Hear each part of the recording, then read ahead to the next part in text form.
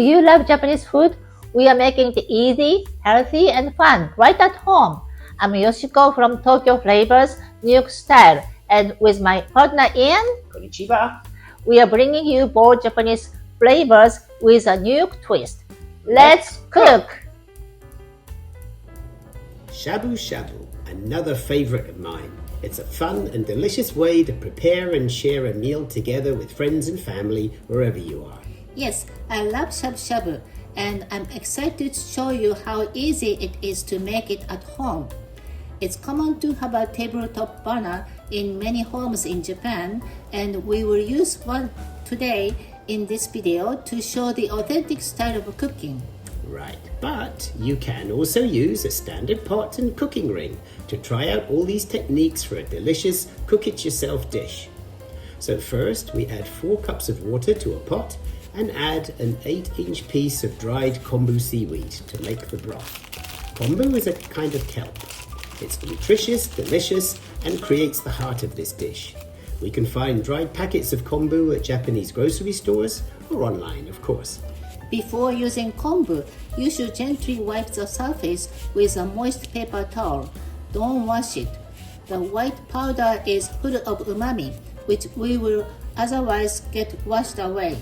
Good tip. Okay, and we need all that umami, always. So once wiped, we add the kombu to a pot of cold water and let it soak for about 30 minutes. And while the kombu is relaxing in the water, like it's having a chill spa day, let's make tare, the dipping sauces. There are 2 traditional shabu shabu sauces, soy sauce and sesame sauce. You can buy them at Japanese grocery stores or online, but homemade is also easy and delicious, and this is how to prepare them at home. And first, for the soy sauce, mix 3 tablespoons of soy sauce with 3 tablespoons of rice vinegar, then add 2 tablespoons of sugar. As an option, you can also add 1 tablespoon of sesame oil for a little bit of extra flavor. Then for the sesame sauce, which actually is my favorite, we mix together 2 tablespoons of tahini with 2 tablespoons of rice vinegar and add 2 tablespoons of sugar, 1 tablespoon of soy sauce, half a tablespoon of white miso, and a pinch of salt. I'm using tahini today because it's easy to find in many supermarkets in New York. But if you can find or order Japanese white sesame paste, that's even more authentic. Okay, now the kombu looks totally soft and relaxed, like me after 15 minutes in a warm pool in an onsen. Start the heat on low and very slowly bring it to close to a boil. This takes about 20 minutes. So whilst the kombu is enjoying its spa time, let's look at today's shabu shabu ingredients. We have medium farm tofu, shirataki noodles, enoki mushrooms, shiitake mushrooms, scallions, spinach, and Chinese cabbage. And of course, the star is the thin slices of beef and pork. Yes, look at the marbling on this beef and pork. Shabu shabu meat should ideally look like this and be not too lean and not too fatty. I love both beef shabu shabu and pork shabu shabu, but we don't put beef and pork in one pot, so today we only use beef. Perfect. Yum. Okay, so now let's prep everything. Cut off the shiitake mushroom stems, then trim the bottom of the enoki mushrooms and pull them gently apart. As with the type of meat, we can also choose to vary the mushrooms you use. You can try oyster mushrooms or maitake mushrooms. Shabu shabu is meant to be flexible and adaptable to everyone's preferences. So now tofu. Medium firm tofu is recommended for shabu shabu, and we cut the piece into cubes. Then cut off the scallion roots and slice into 2-inch pieces. If you find Japanese leek, that's more traditional, but scallions are easier to find fresh and work perfectly well for this dish. Next, we drain the shirataki noodles and cut them shorter. That way they're easier to eat with chopsticks. Wash the spinach well. I like to keep and use the root ends because that part is very nutritious. So I slit each root crosswise, which helps it to soften faster in the broth. Then cut the rest of the spinach into easy-to-eat lengths. Finally, the Chinese cabbage. Just cut off the bottom and slice the leaves into about 2-inch pieces. Then arrange everything together beautifully on 2 serving plates. Look at that. What a fun and impressive presentation to have ready and waiting for when the guests arrive. Lovely. So now, let's cook! The kombu water is just starting to simmer.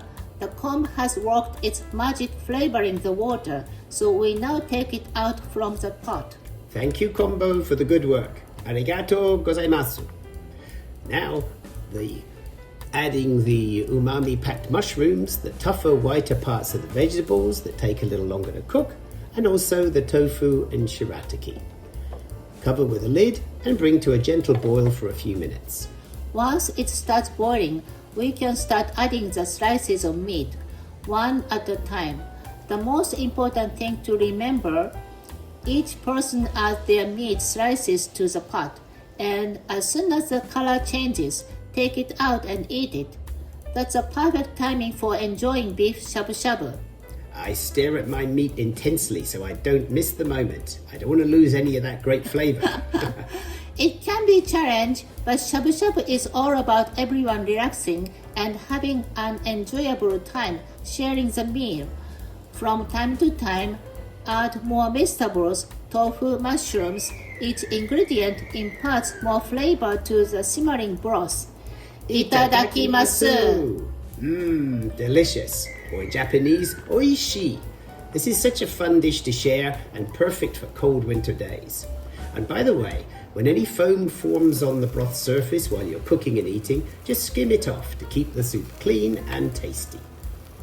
And the great thing about shabu shabu is that it's a dish that keeps on giving. When all the ingredients are just about gone and everyone's warm and happy, magically the next course appears.